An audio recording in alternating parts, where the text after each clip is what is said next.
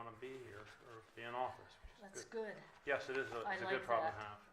It's definitely a good problem to have. Okay, we're live. So I get to hit the gavel again. I'd like to call the meeting of the Frostburg Ethics Commission meeting to order. And today our agenda is to review candidates' filing forms and ethics statements for the various positions with the City of Frostburg election, and to review the senior staff ethics forms. At this point, we will move to reviewing the candidate filing forms, ethics statements. Is there a motion to review the ballots for the 2022 City of Frostburg election? Yes, I move. So there's a motion to approve. Anyone want to second that motion? I second it. All right, the motion has been seconded. Let's go into discussion. And in doing so, let's review each of the candidates. If there's any concerns as we go through each of the candidates, please share after we review each of the candidates, and we'll motion for a vote. All right, and just by way of a little bit of assistance here, and for the record, my name is Michael Scott Cohen. I'm the attorney for the city. What we're looking here, in part at least, is for conflicts of interest. And if you, sort of like if you see it, you'll know it. But really what we're looking at is things that would interfere with the impartial judgment of an elected official due to financial interest, familial interest, work interest. So we're looking to specifically for things that would be problematic in terms of an elected official serving in that capacity for the city, or at least certain things that could be an issue but really aren't just yet. And that'll give some advance notice as to how to address them, maybe not now in the context of the election, but at a later date. We want to make sure that the forms are complete. Everyone's paid their $10 filing fee, which is a good thing. It's a lot of money to put out there, but it's important that we get people who are willing to serve and are willing to run for office. So as you're reviewing these, if you see things that give you cause for concern, let me know. And also, just so you know, the purpose of the legislation that the state imposed upon us, and you'll note that I chose those words particularly because this was a state mandate to include certain provisions that are in the code, in the public ethics code for the city. You're not just looking at actual conflicts of interest. It's the appearance of impartiality that matters too. So while there may not be an actual conflict, if you see something that looks like it is a conflict, or it could be a conflict, or the public might perceive it to be a conflict, then that's something that we're also concerned with, because you want to make sure that the public has faith that their elected officials are making their decisions fairly and impartially. So with that said, we can review the first candidate, Donnie Carter. Look through the documents if you have any questions. Please feel free to share. Can I ask a question based on your comments? So we're looking at these as of today, April 20th, and assuming that we approve them. What happens, in what situation would a candidate who's then elected come under some sort of review of a potential conflict? Does that happen, and how is that dealt with then? So we're going to look at these as of today, but then there's the rest of everyone's life if they're elected. They do these forms annually. They're required to. This is in the context of the election. They have to fill out a disclosure form when they're filing, so that we can basically review it and make sure that there are no apparent conflicts of interest that would interfere with their service as an elected official. But yeah, these conflicts of interest, they arise during the course of people's terms. Lots of times they go unnoticed and unmentioned, and that's just the nature of the beast. But with the code, hopefully people would be able to issue spot. But what happens is a lot of times it'll come up where there'll be a vote, and someone will raise their hand and say, look, I got a conflict of interest here. My spouse serves on XYZ entity, and we're voting to give XYZ entity some cash inflow. So I'm ducking out. I'll abstain from the vote. That's typically how it would go down. Sometimes there are instances where an elected official is reminded that they have a conflict of interest and should stay out of it. And I think people have yet to see an instance where someone has been unreceptive, maybe not entirely pleased, but the law is the law, and you have to comply with it. So they would abstain, not vote on it. There are also circumstances where, let's say, I own a business and I'm voting on a measure that would particularly help my business. Like there'd be some sort of an exemption from taxes that we're voting on. That's a conflict of interest. If we're voting on hiring a relative of mine to work for the city, I can't vote. That's a conflict of interest. Anything that benefits you individually, benefits a family member individually, benefits a business that you are involved in, or a relative, an immediate relative of yours is involved in, those are forbidden. You need to stay away from them. The other thing too is with the code, there are issues that come up and you see them in advance, and you know that you want to address them proactively. So what would happen in those circumstances is they request an opinion from you guys, and it would be an advisory opinion, and you all would tell them what you think about it, and hopefully they would follow the directive of the commission. For them not to would be a foolish mistake. We don't worry about those things because all us folks up here in Frostburg are reasonable, right? Mm-hmm. All right. Is that a good enough answer? It is. But I guess maybe just to put a period on the sentence on that. So while we may approve these today, this is almost a forecast of their moral and ethical obligation to follow these, the spirit of a conflict of interest. I really think that, I don't know that I would view it as a moral compass. Rather, I'd look at it as, all right, is there anything that jumps off these forms that says to me, this person can't run? For instance, let's say, I don't know if they list their ages on these forms, but if someone were to file their certificate of candidacy, and as it turns out, they're 16 years old, well, as much as we want young people to participate in government, we can't prove them to move forward. Or if you find a person who, say, lives in Clary'sville outside of city limits, but they do a lot of business in Frostburg, and most of the time their free time they spend up in Frostburg. That's too bad. You can't run. You have to reside here. You have to be a registered voter to run for office. So. No, I don't really view it as a moral compass. Rather, I look at it as, hey, anything that jumps off at these pages sets off a large or a loud warning bell. And yeah, as service continues, there are things that come up.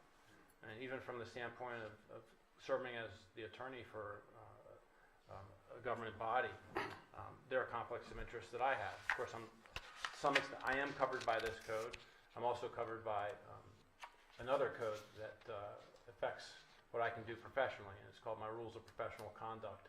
And since I'm not skilled at anything other than practicing law, I try to be as ethical as I can. And the two issues that we are... I have a question. Go ahead. Just to follow up on your response. There are some of them here who own properties.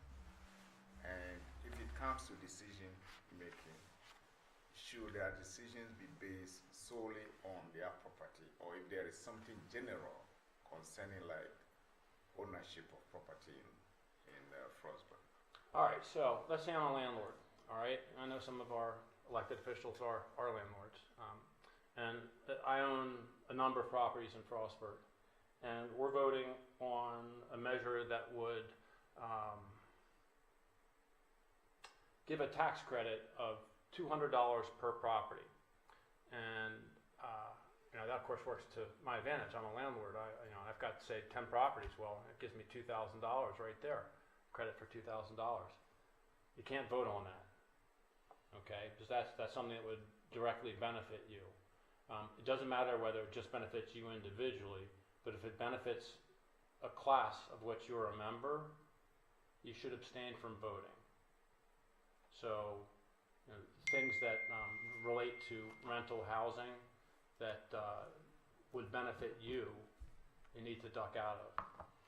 Okay, but similarly, let's say you don't own any properties, but your spouse does, and the measure benefits landlords, then you have to treat it as though it's you that owns those properties, because an immediate family member has a financial interest in a matter that you'll be voting upon. So, yeah, that's a good example. If any measure has a way of putting money in your pocket, then you can't vote on it. You got to stay away from it. That's probably the easiest one to spot. If you profit from it, stay away from the vote. Maybe you still profit from it, but at least you won't vote. What about an issue such as I own a multi-unit rental property, and we're voting on changing like how a parcel next to it could be zoned, and therefore it might benefit me because I might be able to at a later point purchase that and park cars on it. In other words, not a immediate financial benefit, but somehow it's looking at an issue that might potentially benefit. Would that be an inherent conflict? I don't know about an inherent conflict, but it could potentially be one. And, how schools have like the honor code, don't cheat, don't plagiarize, all that stuff. Well, to an extent, there is a certain honor element to this, and that is that if you're voting on a matter and you've got an underlying reason for voting on it, which would benefit, you like to see it pass because it would benefit you directly, and it's incumbent upon you to probably say, I got to duck out on this. This is a small town, and there are votes that are going to come up that will affect you, will affect family members, but I guess the big issue is it going to be a material issue? Will it be a material advantage, or will it be something that just benefits everybody in that class? It's a reasonable measure. It's like a small little thing that really is inconsequential. But if it's a big thing, if it's something that's material, if it would put $100 in my pocket, I probably should stay away from it if I know that it's going to do that. Now, of course, hindsight's 20/20. Foresight certainly isn't. We're all people and we just do the best we can in terms of looking for this stuff. So, yeah, I mean, there are a lot of gray areas. There are a whole lot of gray areas.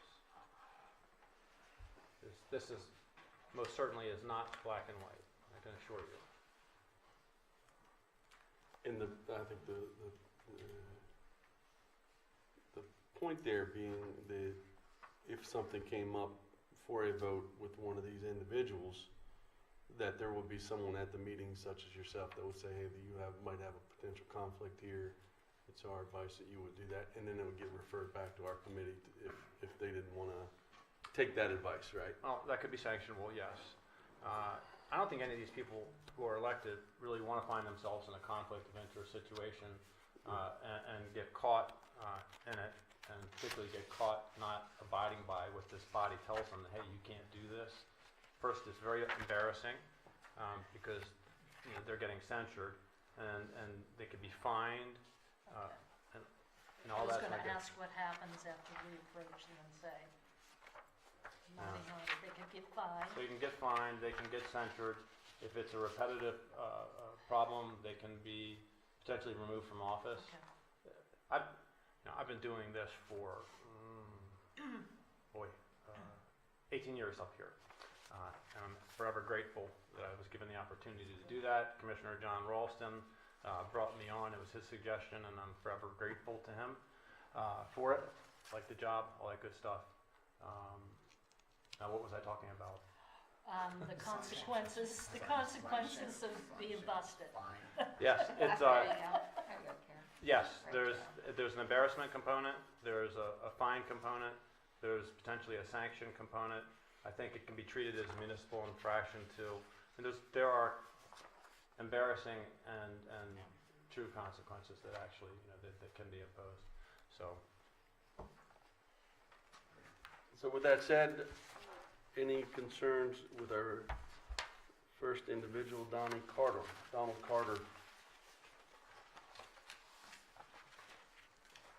And again, we're not voting right now, it's just an opportunity if you see an issue. There's no seal. It is sealed, it's just a raised notary stamp rather than an ink one, but on Okay. the original it is notarized.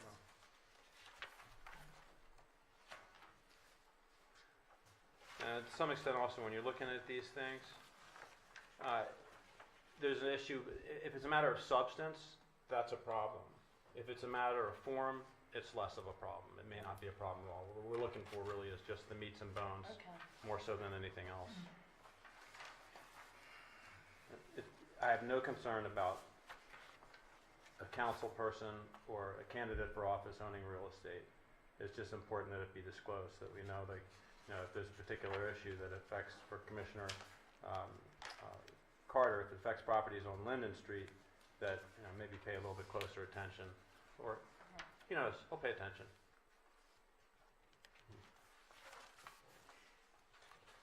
None of the candidates reported receiving any gifts. Yes, I noticed that too. What would be an example of where a conflict or a violation of this would come forward? Well, I can think of a couple. Thinking of one that actually I saw where an individual was at a meeting at the city of Cumberland, and he wanted to give everyone, all the council persons, a gift of a nice board game. And they all had to reject it because it looked like it would have cost beyond $25, whatever the threshold was. And I didn't even have to tell them, which was remarkable. They knew it on their own. But when you get gifts, the warning bells that should go off. I mean, that doesn't mean like going out to dinner with someone, but if they give you a sports jacket, that's a problem. If they offer you to take you skiing with them, and it's not just like your friends or something like that, that's a problem. And you get to live your own life, for sure. But it's like being a doctor with a pharmaceutical company. If they start taking you on vacations and giving you fancy gifts, nice Parker pens and all that good stuff, that's forbidden. And there's a dollar limit on the amount of gifts, or the value of gifts that you can get. It's modest. If a member of council wants to speak somewhere and they get paid an honorarium, that's okay too. I'm not sure if it's subject to the same dollar limit, but we all do things in our lives, and there's nothing about the ethics code that is to prevent you from living your life. It just really affects whether you vote on matters or whether you need to abstain. I think common examples I've heard is like, here's 4 tickets to our box seats at the Pirates game, to like, not here at the city, but another place of employment, to the permitting officials that are, Yeah, that are coming out to vote, to administer, the process of them getting their permit. It's like, oh yeah, well, Joe Jones, he gave me 4 tickets to the Pirates game, so I'm definitely gonna cause him trouble because I like the Orioles. and it's No, but seriously, if you're in a position where you're making a decision about someone particularly, and they come up to you and they give you a gift because they know, and you know, that you're going to be voting on a matter that affects them, I don't care what the dollar value is. That's an inherent conflict of interest.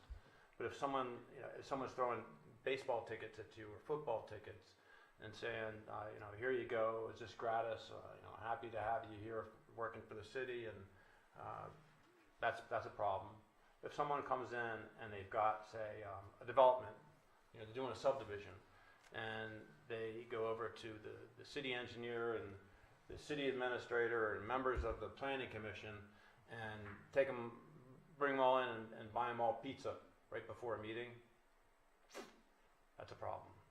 But if someone comes, it's the end of the year, it's Christmas time, and they come in and give everyone like a little holiday, what do they call those breads? There's all the fruit cake for for the holidays. Hey, that's cool. You know, if they give everyone, say, you know, even a $20 gift certificate to a restaurant, you know, appreciate your service and all that, that's okay too, because it falls under that dollar threshold. Come in and give you, say, $100 in gift certificates before the week before you vote on their matter, that's a problem. If they give you a $100 certificate or a gift certificate too, that's over the dollar limit. So tokens are fine. Bigger gifts are not. I guess the process is, like if I become aware that an official spent the weekend at Deep Creek Lake at someone's home, they gave them use of that property for that week, that might strike me as maybe potentially Potentially, yes. a conflict. When I say we all have lives to live, Yeah, what I mean by that is you have relationships with people before you join this board. yeah. I had relationships with people before I became the attorney for the city of Frostburg. You're not prohibited from continuing those relationships. So if you went to Deep Creek Lake, every year with these people, then continue on. If the relationship you had with those people was essentially they gave you the keys to their place, and said you can use it anytime you want, that was life before. But now that you're on an elected official, though, if you're voting on something that affects your buddy, maybe you ought to reconsider.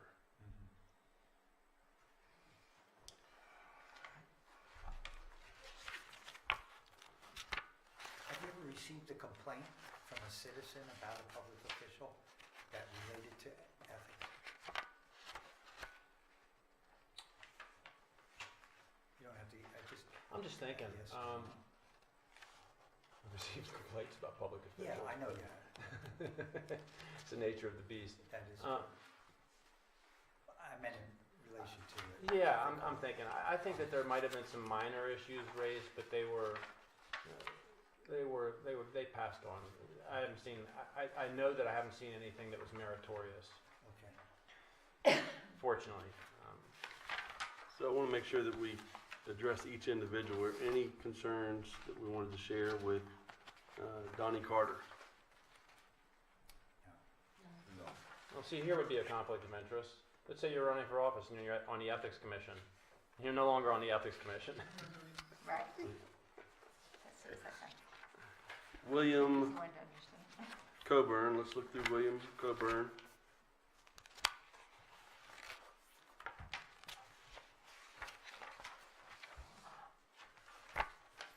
Any concerns?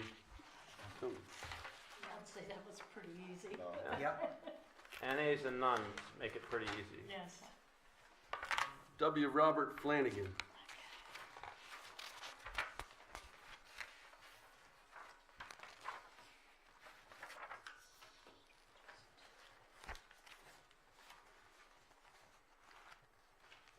Any concerns to bring forth? No. Nina Forsythe.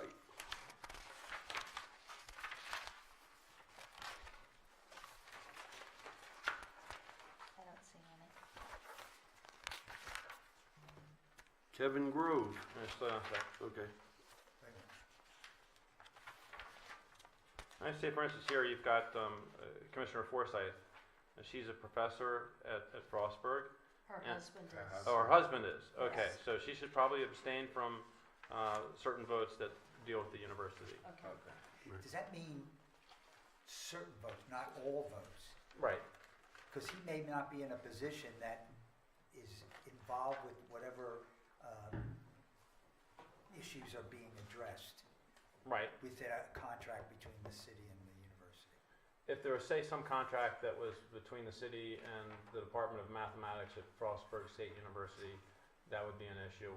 I wouldn't expect, I think it would be pretty hard to find an issue where there'd be a conflict of interest on account of the city's relationship with the university if you're on the council and you or your spouse is a professor.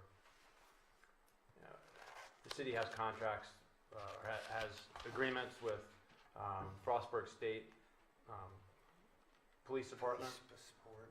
But, you know, that doesn't affect the Department of Mathematics. But maybe if the university had a grant that benefited the parks system in the city, then that might be a potential.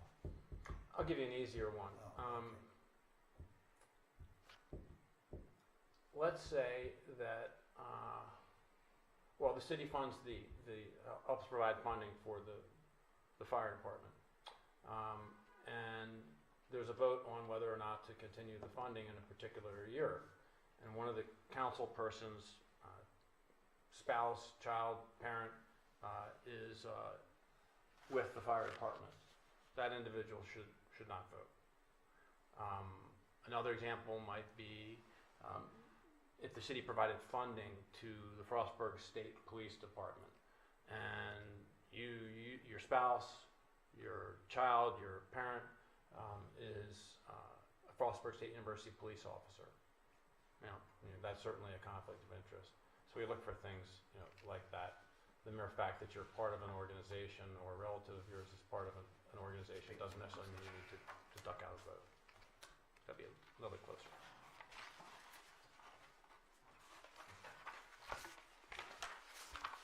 If no questions, we'll move on to Kevin Grove.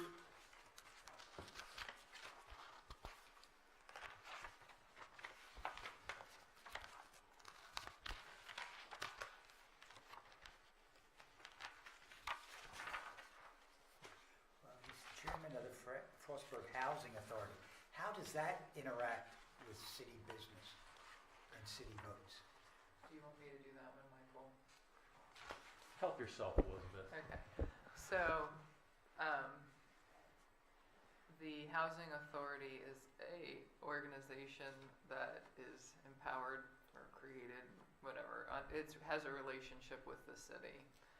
Commissioner Grove has served on the Housing Authority for decades, and he continued to serve us when he became commissioner. Anytime that there is, so the mayor and council do appoint the members to the board of the Housing Authority, and more recently, we have an agreement with the Housing Authority in relationship to our vehicle fleet lease. So we lease our light-duty vehicles from Enterprise, and because the Housing Authority is related to the city of Frostburg, they can lease a vehicle on our account. They're not big enough to lease a vehicle on their own. They wanted to lease a vehicle. So anyway, Commissioner Grove abstains from all of those discussions, and generally when there's an abstention because of a conflict of interest or recusal, I guess because of a conflict of interest, they leave the room entirely during that discussion. That's entirely appropriate. The key thing is when there's a conflict of interest, you can't participate. And participate clearly means vote, but you can't talk about it. And if it means that you can't control yourself, because you just have to give your input, some people feel like they got to do it even if there's a conflict, the best thing to do is to leave the room, and it removes any possibility that a member of the public would perceive that there would be a conflict of interest in the vote. Like, you know, again, perception matters, and the fact that Commissioner Grove removes himself from the room is probably the best way of handling it when you're not going to vote on a particular matter because of a conflict issue.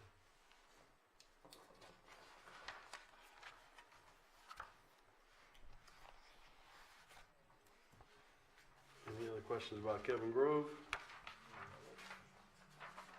Matt McMorrin.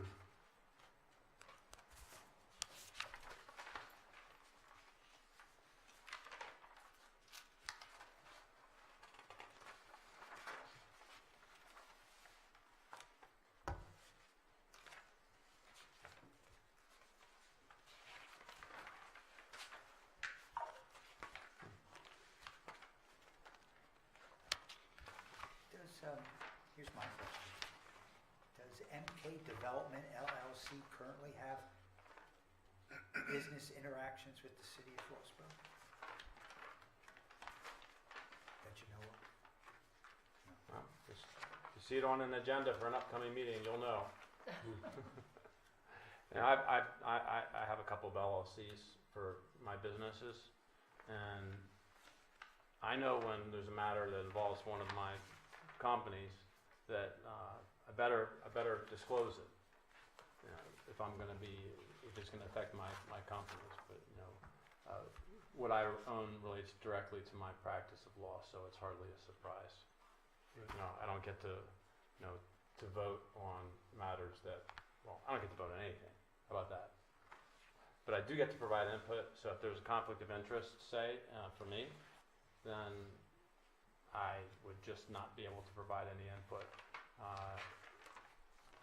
And just have to remain silent. I mean, largely, for me, when I have conflicts of interest, and they're very, very rare, at least they're rare in terms of what the public ethics laws provide. I say, look, you're going to need to get another attorney to represent you on this matter, and that's what happens. No one sees it, no one knows about it, but I know about it, and city administration knows about it. So this goes on not necessarily at a public meeting, but this stuff happens actually behind the scenes, where there are conflicts of interest that nobody knows about, but people end up doing the right things behind the scenes and not engaging in an issue with the conflict. And in this area, it's a small area. If people find out after the fact that there was something that was maybe a little bit nefarious, a little bit unsavory about an abuse of the conflict of interest provisions, good luck getting elected the next time, as people remember.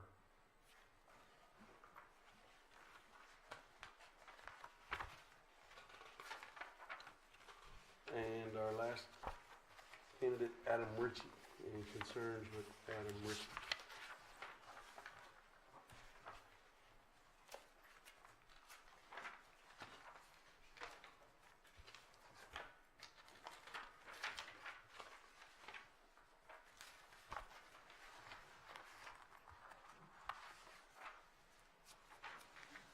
So we have a motion to review the candidates.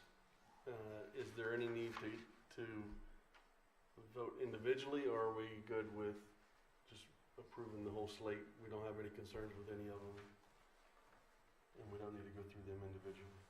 Was the motion to review or to approve?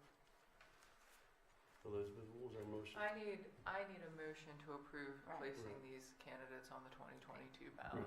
That was the motion that was made with the second to review or approve, because I thought it was to review because that's what I Jesse think asked so. for. Yes. So, Let me ask you this: do any of you have family members who are running? No. no. Do any of you have former spouses who are running? No, No. Do you have any children who are running? no. Are any of your best friends running? No. I have two good friends who are running. You live your life. Okay. So, and you live your life. I mean, this is you're not voting on them. This is just to make sure that they're complying with the ethics, or there's no inherent conflicts of interest. Okay. So, in this instance, I'd say okay. Now, if it was your spouse, I'd say not on that one. Right. And if you're more comfortable abstaining from a vote on or from consideration of those two, then that's another thing. If you're comfortable or uncomfortable by virtue of a relationship that doesn't necessarily bar you from voting on a matter or participating in a matter, but you individually just feel uncomfortable about it for whatever reason, then abstain. I'm comfortable. Okay. So we need a motion to approve the slate, unless, again, we need to go through them individually. I'll move to approve the slate of candidates. And I second. All in favor? Aye. Aye. Yeah. Opposed? Abstentions? Then the slate is approved. I just let the record reflect that the vote was unanimous. Now we are going to move into reviewing the senior staff ethics forms. And so the first one is LJ Bennett.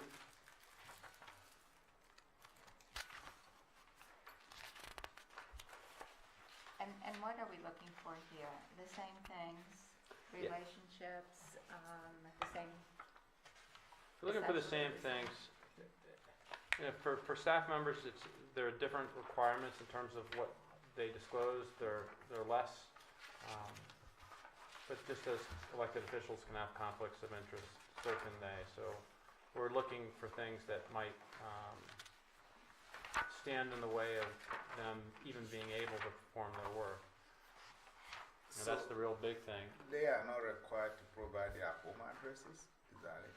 Because I'm tired.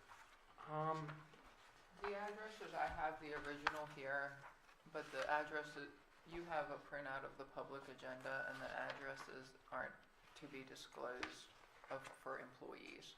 Oh, Yep. So I just, the agenda that you have is available to the public. I do have everyone's address in the original form. Yeah, this isn't the addresses, personal addresses wouldn't be discoverable or disclosed, subject to disclosure due to the Maryland Public Information Act. So might as well not even put them in the record. There's nothing to hide that way. Not you'd be hiding, but there's nothing that can't be disclosed. It's personal identifier information. Are city administrators required to be residents of the city? No, otherwise, no problem. Yeah. I'd be in trouble. Yeah, you wouldn't even be able to do this anywhere. You have to move somewhere to municipality. do they have to be a? We're not going to change the charter on that, are we? I hope not. Okay, same here. do they I have to think be I've a demonstrated my allegiance to the city. Just a little bit. Do they have to be a resident of the county? Yeah. We don't have any residency requirements. I didn't think so, but I wanted to make sure about that. In some places, some do, some places do, some places don't. I'm not a big fan of residency requirements for city administrators, because what you're really looking for is you're not necessarily looking for a city resident, you're looking for the best person to do the job. And a lot of times those individuals don't live within the city. And not for this area, but in some areas, some of the tonier areas, the cost of real estate is so high that a prospective city administrator or an acting city administrator can't afford to live there.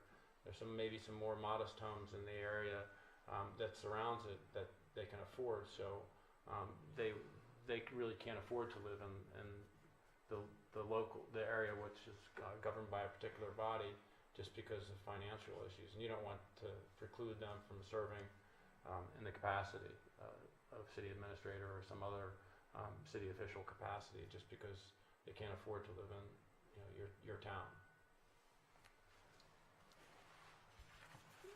So any concerns with LJ Bennett to discuss? So LJ Bennett's husband is Jason is that right? Am I reading John that? McBride. John McBride. Okay.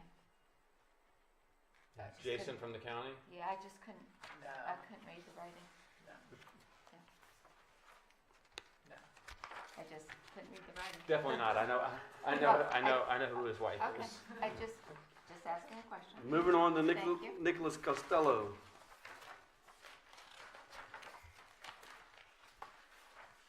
Any concerns? I have them, but they're not here. I have no concerns. I have no concerns. Elaine Jones. Skip one. No, sorry. I skipped one. Hayden Lindsay.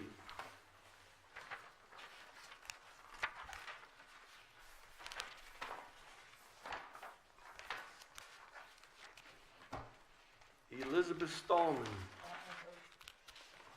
That's the one. That's the one we gotta be looking That's the out one.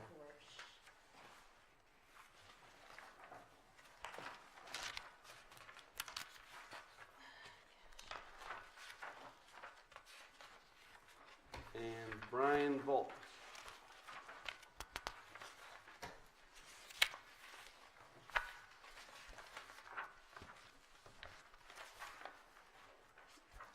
And Elizabeth, we don't need to vote on these. This was just a review, correct? Is that correct, Michael? Yeah. Yep, it's just an annual review. Make sure that there are no issues that you can see. And they look to be pretty bland, which is fine. Yes, they do. Land is good. It is good. Any other items of business to discuss today? Motion to adjourn. So moved. Seconded. Second. All in favor? Aye. Right. So you a Terp? I work with the University of Maryland Extension, so Oh, cool, cool. I'm not a Maryland graduate.